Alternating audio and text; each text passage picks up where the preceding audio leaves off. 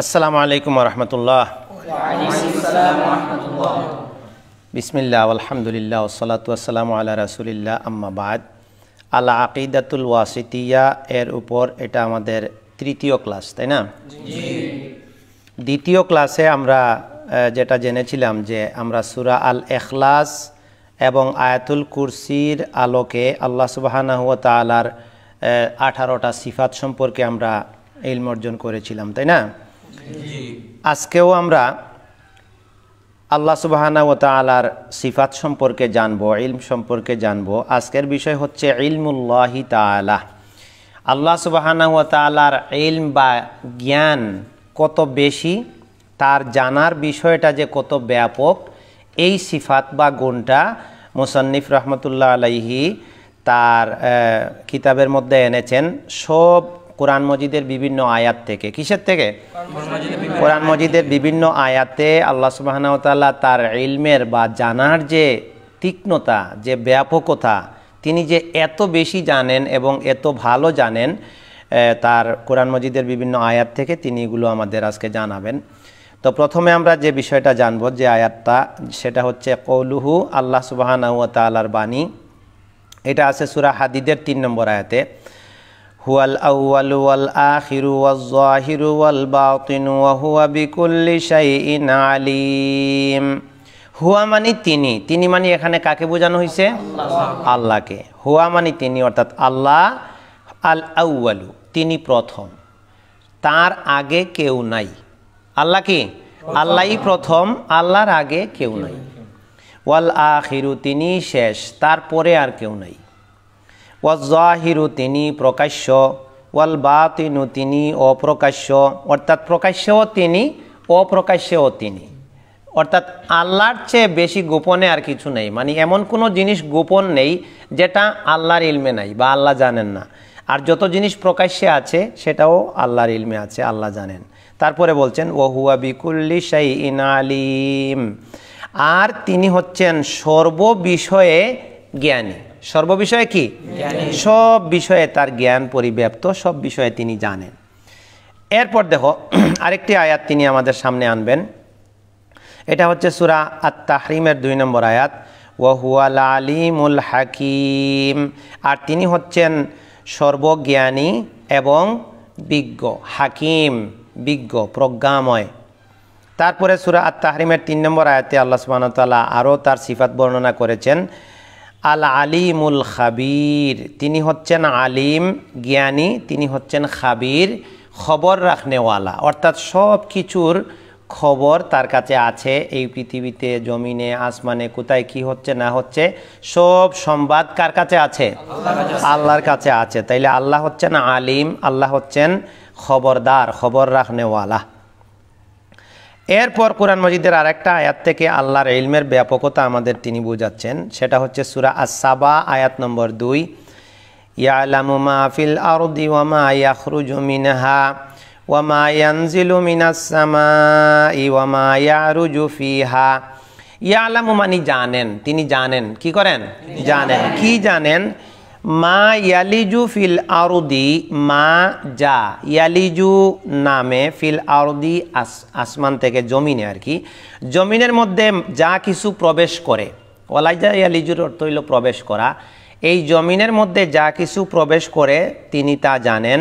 ওমা ইয়াখরুজু মিনহা, আর জমিন থেকে যা কিছু বের হয় তাও তিনি জানেন। জমিন থেকে কি বের হয়? বীজ থেকে চারা গাছ উৎপন্ন হয়, খনি বের হয়, বিভিন্ন জিনিস বের হয়, এটা জানেন। জমিনে যা কিছু ঢুকে সেটাও তিনি জানেন। ওমা ইয়ানজিলু মিনাস সামাই, আর আসমান থেকে যা অবতীর্ণ হয়, নাজিল হয়, সেটাও তিনি জানেন।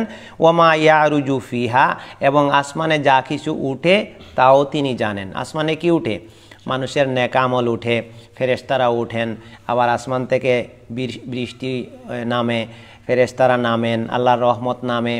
তো যা কিছু আসমানে উঠে, যা কিছু আসমান থেকে নামে, যা কিছু জমিনে প্রবেশ করে, যা কিছু জমিন থেকে বের হয়, সব জানেন কে? আল্লাহ। তাহলে আমরা আল্লাহর এই আয়াত থেকেও আল্লাহর ইলমের সিফাত সম্পর্কে জানলাম। আরও ব্যাপক সুন্দরভাবে আল্লাহ সুবহানাহু ওয়া তাআলা তার ইলমের বিবরণ দিয়েছেন সূরা আনআমের 59 নম্বর আয়াতে। কোন সূরার কত আয়াতে? এটা একটা আল্লাহর ইলমের উপরে একটা মারাত্মক একটা আয়াত, অত্যন্ত অর্থবহ, যে আল্লাহর জ্ঞান কত ব্যাপক। তিনি বলছেন ওয়া ইনদাহু মাফাতিহুল গায়বি লা ইয়ালামুহা ইল্লা হু। ওয়া ইনদাহু, আর তার কাছে, তার মানে কার কাছে? আল্লাহর কাছে। কি? মাফাতিহুল গায়ব, গায়বের চাবিকাঠি। মিফতাহুনের বহুবচন মাফাতিহ। মাফাতিহ কিসের বহুবচন? মিফতাহুনের বহুবচন। মিফতাহুনের তো কি? তালা খুলে যে চাবি দিয়ে, এটাকে বলে মিফতাহ। এটা হলো বহুবচন মাফাতিহ। আর গাইব মানে অদৃশ্য। অদৃশ্য গাইব মানে কি? যা দেখা যায় না। তাহলে মাফাতিহুল গাইব এর অর্থ হচ্ছে অদৃশ্যের চাবি। এটা কার কাছে? ইনদাহু, আল্লাহর কাছে। লা ইয়ালামুহা, এগুলো কেউ জানে না, ইল্লাহু, তিনি ব্যতীত।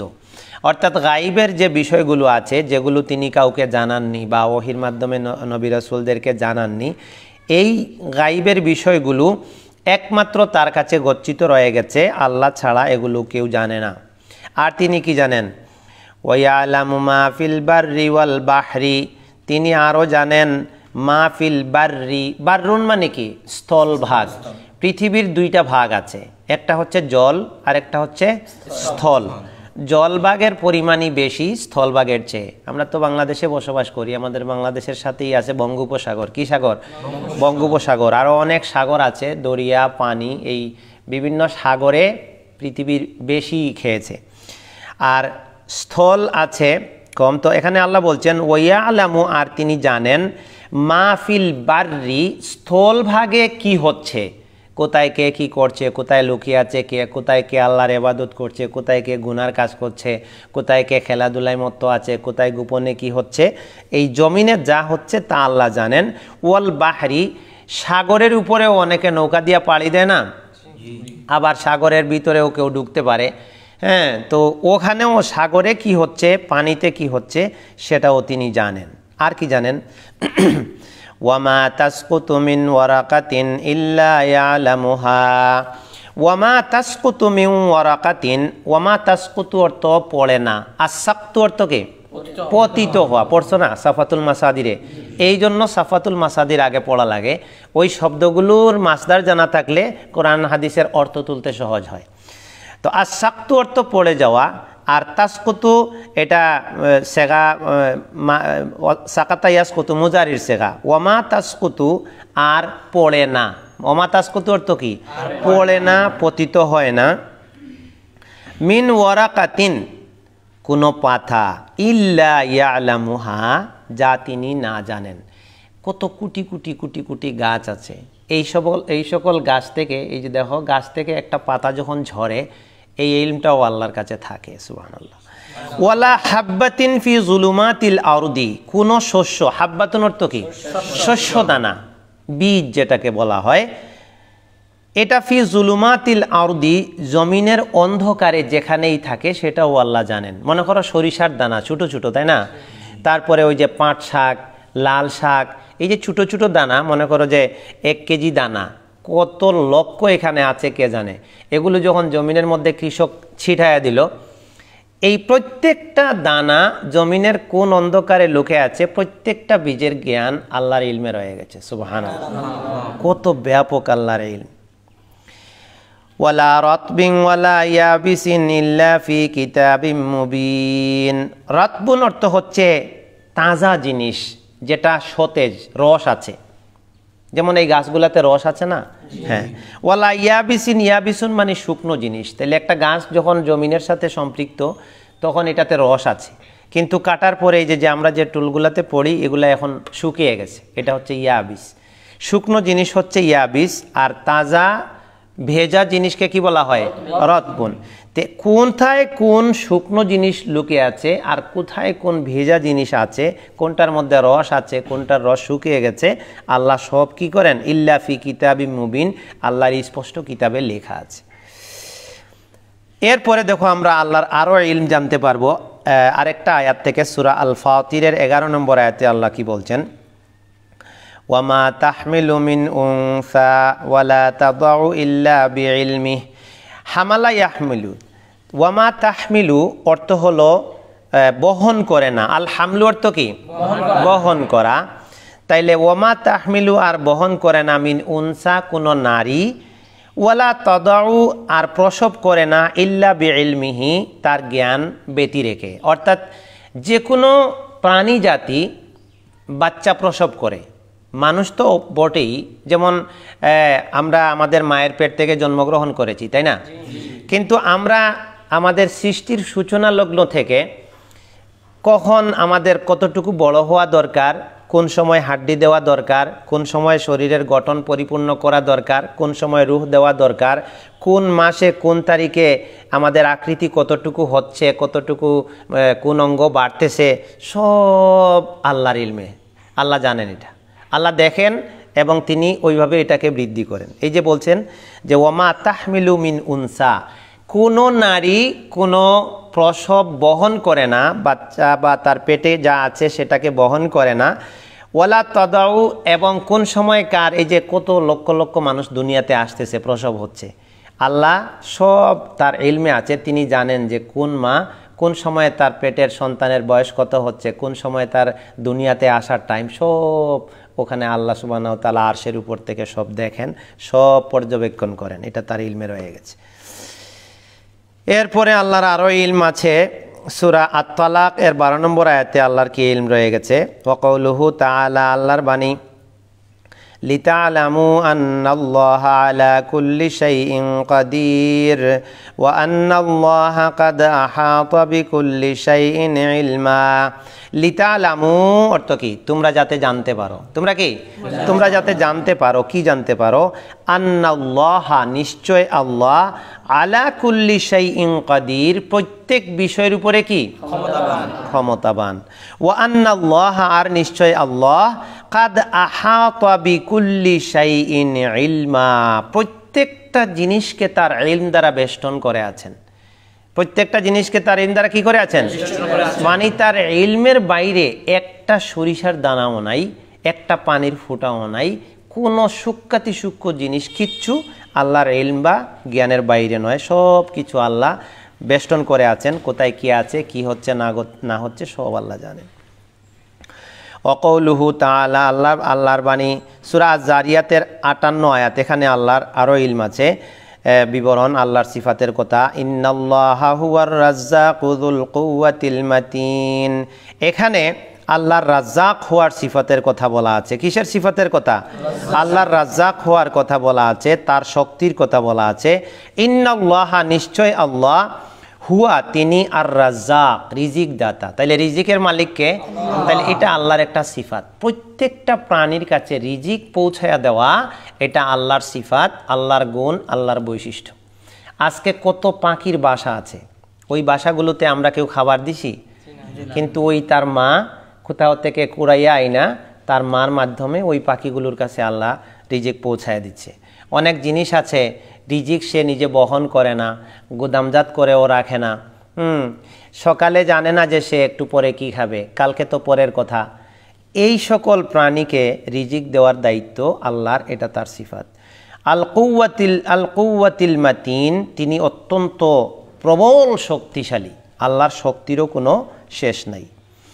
এরপরে আল্লাহর আস-সামউনের সিফাত আছে, আল্লাহর শ্রবণ শক্তির বিষয়টা, এটা সূরা সূরার 11 আয়াত। লাইসা কামিসলিহি শাইউন, আল্লাহর মতো কিছুই নেই। ওয়া হুয়াস সামিউল বাসীর, তিনি সব শুনেন, তিনি সব দেখেন। তাহলে আল্লাহর দেখার সিফাত আছে, আল্লাহ সব দেখেন। আল্লাহর শ্রবণের সিফাত আছে, অর্থাৎ আল্লাহ শুনেন। আল্লাহ কি করেন? মানে যত আস্তেই আমরা বলি আল্লাহ শুনে ফেলেন, যেখানেই যত অন্ধকারেই থাকি আল্লাহ দেখে ফেলেন। এরপরে সব প্রাণী যে যেখানে যে অবস্থায় আছে আল্লাহ তার রিজিক পৌঁছিয়ে দেন। এরপরে আছে সূরা আন-নিসার 58 নম্বর আয়াতে আল্লাহ সুবহানাহু ওয়া তাআলার আরও বর্ণনা আছে সিফাত, তিনি যে শুনেন, তিনি যে দেখেন। ইন্নাল্লাহা নি'ম্মা ইয়াইযুকুম বিহ, আল্লাহ তোমাদেরকে খুব ভালো ভালো উপদেশ দেন। আল্লাহর উপদেশগুলো কেমন? সবগুলি ভালো উপদেশ। তারপরে কি?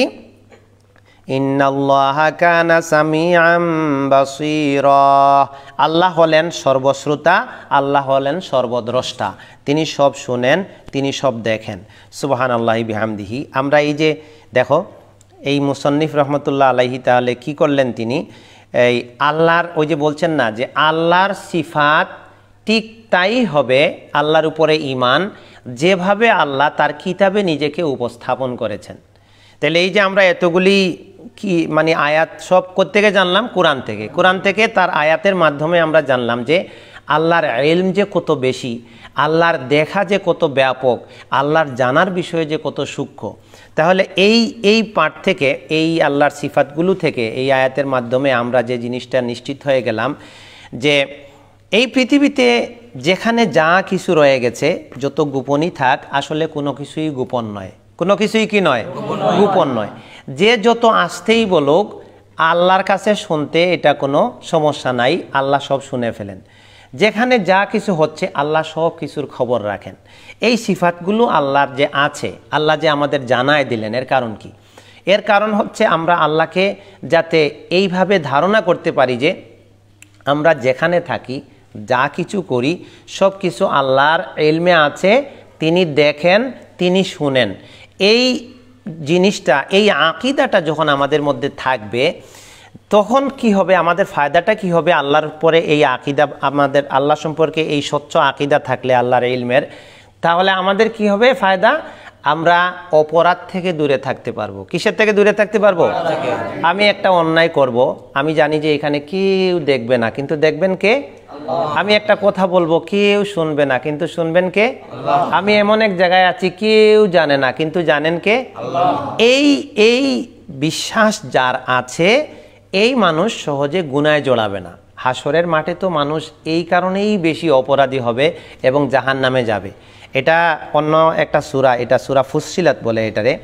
এই সূরা ফুসসিলাতের 19 আয়াত থেকে নিয়ে এখানে 23 আয়াত নম্বর পর্যন্ত, 19 থেকে 23 আয়াত পর্যন্ত একটা দৃশ্য এমন সুন্দরভাবে আল্লাহ উপস্থাপন করেছেন যে মানুষ যদি শুধু এই জ্ঞানটা রাখতো, এই জিনিসটাই রাখতো যে আমি যাই করতেছি সব আল্লাহ জানেন, আল্লাহ দেখেন, আল্লাহ শোনেন, সব হিসাবে আসতেছে, তাহলে অনেক মানুষ পাপ করতো না। এই ধারণাটা দুর্বল থাকার কারণে, এই আকীদায় ফাসাদ এবং ভুল থাকার কারণে মানুষ অপরাধে জড়াচ্ছে এবং হাসরের মাঠে বিচারে ফেসে যাচ্ছে এবং জাহান্নামী হচ্ছে। যে এখানে আছে কোরআন মজিদে সূরা ফুসসিলাতে যে 19 আয়াত থেকে, ওয়ায়াউমা ইউহশারু আ'দাউল্লাহি ইলান নারি ফাহুম ইউজাউন, যে আল্লাহর দুশমন যারা ছিল তাদেরকে হাসর করা হবে এবং তাদেরকে থামানো হবে, একত্র করা হবে। হাত্তা ইযা মা জাউহা শাহিদা আলাইহিম সামউহুম ওয়া আবসারুহুম, আল্লাহর সামনে আসার পরে তাদের বিরুদ্ধে সাক্ষ্য দিবে তাদের কান, তাদের চোখ, ও জুলুদুহুম এবং তাদের চামড়া, বিমা কানু ইয়ামালুন, তারা যা করত। আজকে আমাদের চোখের জন্য কত মায়া, অসুখ হইলেই চোখে ড্রপ দিতেছি, ডাক্তার দেখাইতেছি। চামড়ার জন্য কত মায়া, সাবান দিয়া চামড়ারে ডলতাছি, তেল মাখাইতাছি। হ্যাঁ, শরীরের জন্য, কানের জন্য। এই অঙ্গগুলো একদিন আমাদের বিরুদ্ধে সাক্ষ্য দিবে। কাদের বিরুদ্ধে? আমাদের বিরুদ্ধে লেগে যাবে যদি আমরা এগুলোকে কাজে না লাগাই। তারপরে কি বলা হয়েছে? ওয়াকালু লিজুলুদিহিম লিমা শাহিদতুম আলাইনা, মানুষ বলবে তার চামড়াকে, তার অঙ্গকে বলবে, এই ব্যাপারটা কি, তোরে দুনিয়াতে আমি এত যত্ন করলাম, তেল মালিশ করলাম, সাবান দিয়ে ধুইলাম, স্বাস্থ্য অসুস্থ হইলে ডাক্তার দেখাইলাম, ওষুধ খাইলাম, তুই আজকে আমার বিরুদ্ধে সাক্ষ্য দিলে মানে? অঙ্গকে বলবে। কি বলবে? লিমা শাহিদতুম আলাইনা। তখন অঙ্গের তো একটা জবাব থাকতে হবে। অঙ্গ কি বলবে? ক্বালু আনতাকানাল্লাহুল্লাযী আনতাকা কুল্লা শাই, যে আল্লাহ তোমার মুখ দিয়ে কথা বলাইছেন, সেই আল্লাহ তো আজকে হাত দিয়েও কথা বলাইতে পারেন, অন্য অঙ্গ দিয়া, চামড়া দিয়া কথা বের করতে পারেন। হ্যাঁ, তারপরে বলবে ওয়াহুয়া খালাকাকুম আউওয়ালা মাররাতিন ওয়া ইলাইহি তুরজাউন, তিনি তো তোমাকে প্রথমবার সৃষ্টি করেছেন আর তুমি তো তার দিকেই ফিরে আসবে। এরপরে যে মূল কথাটা ফাঁস করে দেওয়া হয়েছে, দেখো, ওয়ামা কুনতুম তাস্তাতিরুনা আন ইয়াশহাদা আলাইকুম সামউকুম ওয়ালা আবসারুকুম ওয়ালা জুলুদুকুম, তোমরা এই জিনিসটা গোপন রাখতে দুনিয়াতে, যে তোমাদের চামড়া, তোমাদের কান, তোমাদের চোখ, এগুলো আল্লাহর সামনে সাক্ষী দেবে না তোমাদের বিরুদ্ধে, এটা তোমাদের কাছে গোপন ছিল, তোমরা এই জিনিসটা জানতে না। ওয়ালাকিন যানানতুম আন্নাল্লাহা লা ইয়ালামু কাসীরাম মিম্মা তা'মালুন, তোমাদের ধারণা ছিল যে তোমরা যা কিছু করো অনেক কিছুই আল্লাহ জানেন না। নাউজুবিল্লাহ। এই ধারণা, এই ধারণায় কি করছে, ওয়াযালিকুম যন্নুকুমুল্লাযী যনানতুম বিরাব্বিকুম আরদাকুম ফাআসবাহতুম মিনাল খাসিরিন।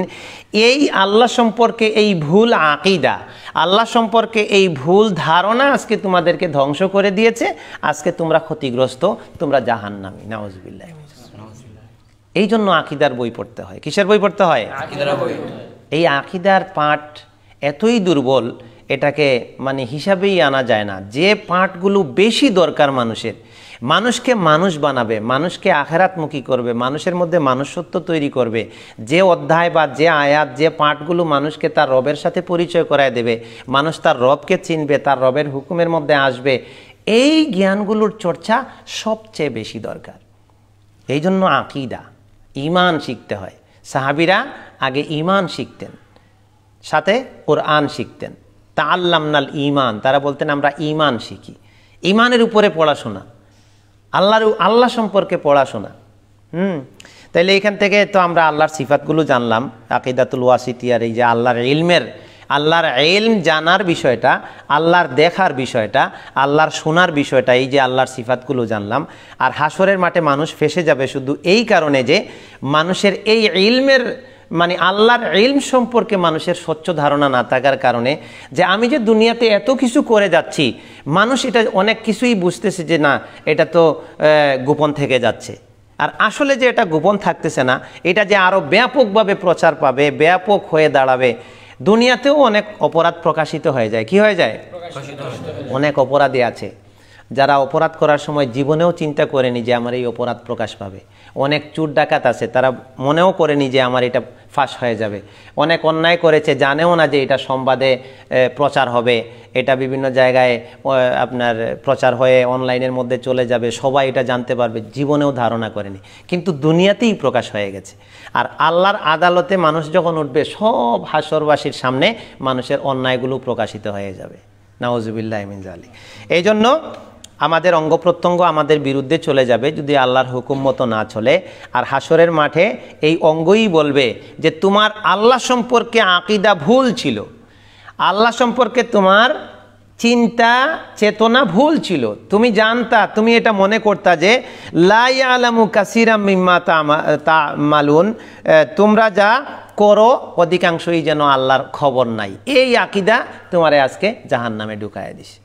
তাইলে আমরা আল্লাহর ইলমের ব্যাপারে সজাগ থাকব যে আমি যেখানেই থাকি, যা কিছু করি, যা কিছু বলি, যেমনেই যা কিছু করি, সব কার নজরে আছে? আল্লাহর নজরে আছে। এখন আর অপরাধ করার সুযোগ আছে? আল্লাহ যেন আমাদেরকে, আমাদের সহ, আমাদের যারা শ্রোতা ভাই বোন আছেন তাদের সহ আরও যত মুমিন মুমিনাত আছি আমরা সবাইকে যেন এই আল্লাহর ইলমের বিষয়টা মাথায় রেখে সব ধরনের অপরাধ থেকে দূরে থাকার তৌফিক দান করেন। আল্লাহুম্মা আমিন। সুবহানাকাল্লাহুম্মা বিহামদিক আশহাদু আল্লা ইলাহা ইল্লা আনতা আস্তাগফিরুকা ওয়া আতুবু ইলাইক।